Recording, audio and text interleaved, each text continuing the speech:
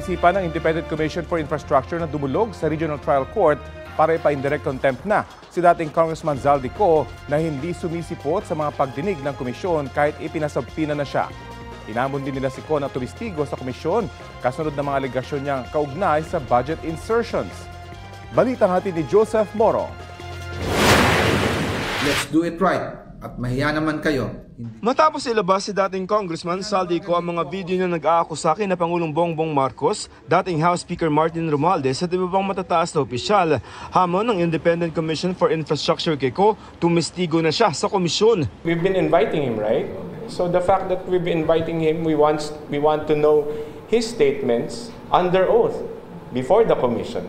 Kasi malaking bagay yun eh. Kailangan talaga nandito sila in person, testifying under oath para maging credible ang kanilang testimony.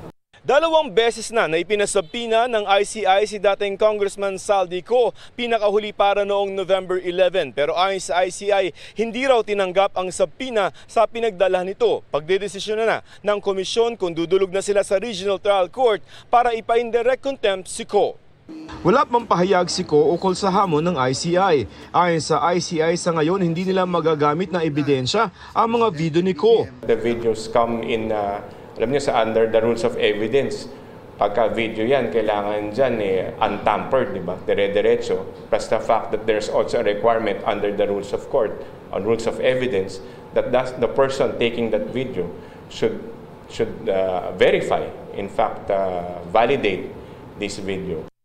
Harap dapat sa ICI si dating DPWH Undersecretary Roberto Bernardo. Sa halip, nagsumiti siya ng supplemental affidavit na kapareho ng ibinigay niya sa Senado. Confidential ang kopyang ibinigay sa ICI dahil ginagamit ito ni Bernardo sa aplikasyon niya para maging state witness. Dahil din dito, hindi na maiimbitahan ng ICI si Bernardo bagaman gagamitin ng komisyon ng affidavit sa kanilang investigasyon at mga referrals sa ombudsman.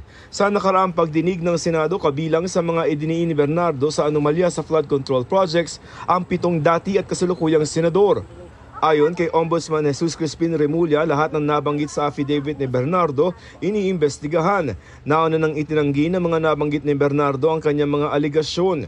Ang ginagawang investigasyon ng ICI kasama sa mga binanggit ng ilang personalidad sa kilos protesta ng Iglesia ni Cristo sa Quirino Grandstand. Ay humihingi ng tulong sa House of Representatives, humihingi ng impormasyon sa Senado, humihingi ng impormasyon sa Sandigang Bayan, sa mga korte at sa lahat ng mga opisina ng ating pamahalaan.